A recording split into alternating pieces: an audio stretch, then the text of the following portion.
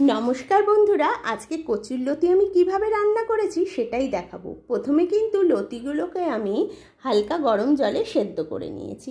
দেখো, ঠিক এই রকম যখন নরম হয়ে আসবে তখন কিন্তু আমি লতিগুলো নামিয়ে নিয়েছি। এদিকে নিয়েছি বেশ খানিকটা লঙ্কা, কাঁচা পাকা লঙ্কা রয়েছে, তার সাথে কটা শুকনো লঙ্কাও রয়েছে, আর পাতলা করে কেটে রেখেছি পেঁয়াজ কুচি আর কয়েক টুকরো রসুন।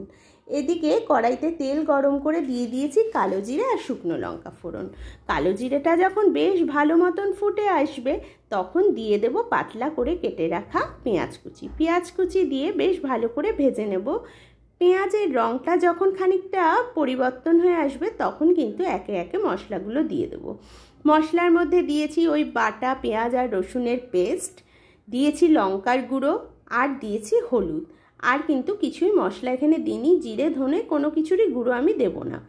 আর দিয়ে দিয়েছিলাম ওই যে গোটা রসুনগুলো ছিল সেগুলো।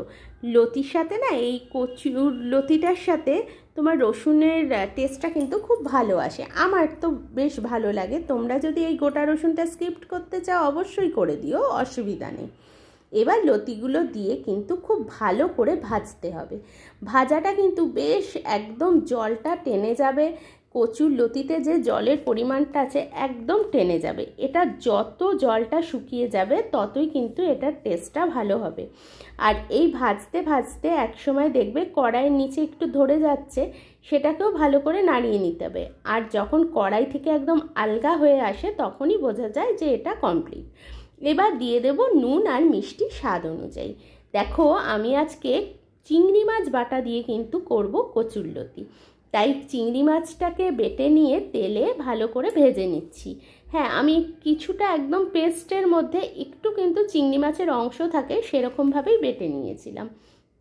খুব ভালো করে এবার ভেজে নিয়ে এবার কিন্তু আমি দিয়ে দেবো চিংড়ি মাছ বাটার পেস্টটা। এতে কিন্তু দারুণ একটা টেস্ট হয়। চিংড়ি মাছ দিলে যেই টেস্টটা হয় আমি কিন্তু এইভাবে ট্রাই করে দেখেছি যে এটা আরও বেশি ভালো লাগছে। তো তোমরা কিন্তু অবশ্যই একবার চিংড়ি মাছ বাটা দিয়ে কচুর লতিটা ট্রাই করো। আর অবশ্যই আমাকে কমেন্ট করে জানিও এই রেসিপিটা কেমন লাগলো, তাহলে আমি বুঝতে পারবো যে কেমন হচ্ছে আমার ভিডিও। খারাপ হলেও কিন্তু অবশ্যই বলো। ঠিক আছে, আজকে এতটুকুই, টাটা।